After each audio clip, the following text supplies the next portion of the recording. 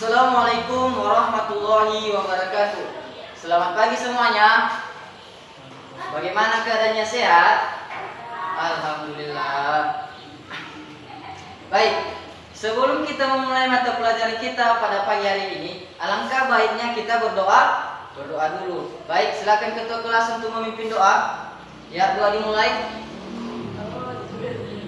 Selesai.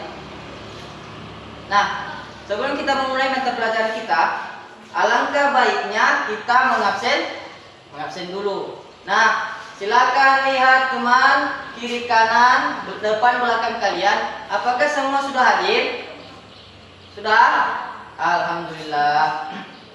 Baik, kita akan memulai mata pelajaran kita, yakni hak dan kewajiban warga negara.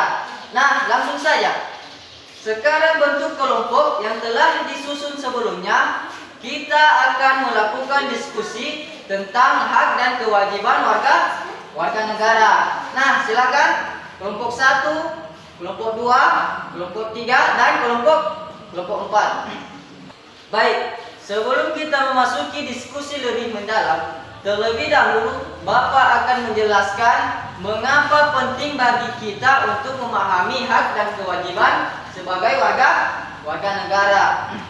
Nah, sebagai bagian dari suatu negara, kita tidak hanya hidup untuk mematuhi kebutuhan pribadi, tetapi juga sebagai bagian dari komunitas yang lebih besar. Pemahaman tentang hak memberikan kita berdasarkan tentang apa yang menjadi milik kita, baik itu kebebasan berekspresi, hak atas pendidikan, hingga jaminan keamanan.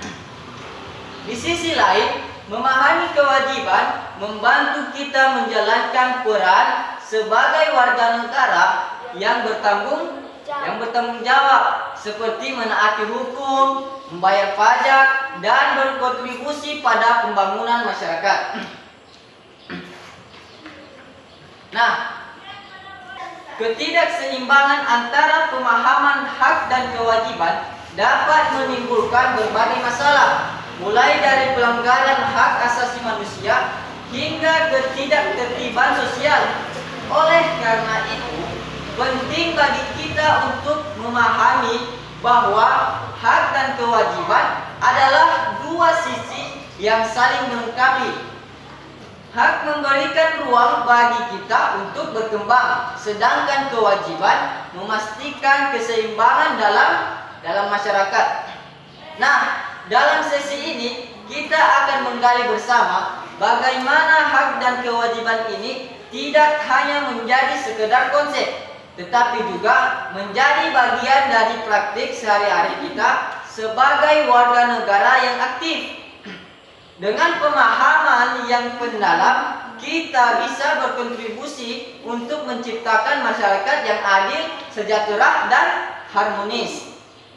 Nah, baik. Sekarang, setiap kelompok coba membuka buku paketnya dan pahami materi hak warga negara tentang hak atas kehidupan yang layak, hak kebebasan berpendapat, dan hak atas pendidikan. Dan materi kewajiban warga negara tentang membela negara, mematuhi hukum dan peraturan, serta menghormati hak orang lain. Nah, baik. Setelah kalian memahami dan membaca tentang hak dan kewajiban warga negara, apakah ada yang kurang kalian mengerti atau pahami? Coba ajukan pertanyaan. Ada yang kurang mengerti? Silakan. Dari kelompok mana ingin mengajukan pertanyaan? Tidak ada? Baik, jika tidak ada, biar Bapak yang mengajukan pertanyaannya dan diskusikan dengan teman kelompok masing-masing. Setiap kelompok yang berhasil menjawab akan mendapatkan nilai tambahan. Nah, pertanyaan yang pertama. Sebutkan contoh implementasi hak warga negara dalam kehidupan sehari-hari. Nah, kelompok 1, silakan diskusikan kepada teman kelompoknya, dan apabila diskusinya sudah siap, langsung dijawab. Oke, silakan.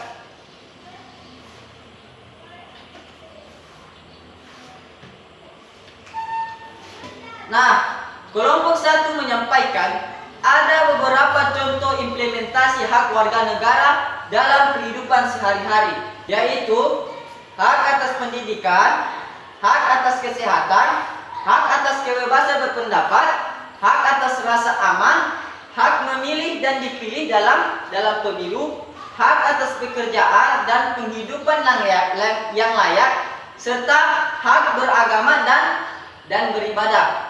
Nah, setiap hak ini memiliki batasan yang diatur oleh undang-undang untuk memastikan hak orang lain juga dihormati, sehingga terjadi keseimbangan dalam kehidupan bermasyarakat. Nah, baik, untuk pertanyaan selanjutnya, apa akibat jika warga negara hanya menuntut hak tanpa menjalankan kewajibannya? Nah, ada yang tahu? Atau langsung Bapak unjuk aja kelompoknya? Oke, baik. Silakan kelompok 2. Silakan diskusikan kepada teman kelompoknya. Dan seperti kelompok 1 tadi, apabila sudah selesai langsung dijawab saja. Oke, silakan.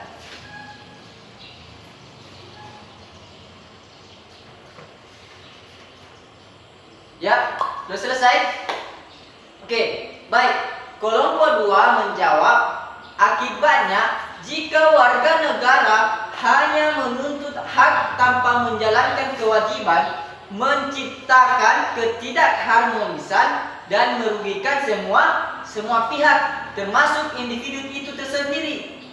Oleh karena itu, setiap warga negara perlu memahami bahwa menjalankan kewajiban adalah bagian dari upaya menjaga hak-hak mereka dan orang lain. Nah, salah satu contohnya akibatnya adalah ketidakseimbangan dalam masyarakat. Ketika semua orang hanya menuntut hak tanpa menjalankan kewajibannya, sistem sosial menjadi tidak seimbang. Contohnya, jika warga negara menuntut layanan publik seperti jalan yang baik tetapi enggan membayar pajak, pemerintah tidak akan memiliki cukup sumber daya untuk memenuhi tuntutan tersebut. Nah, apabila kita tidak membayar pajak, maka pemerintah mengambil dananya di mana?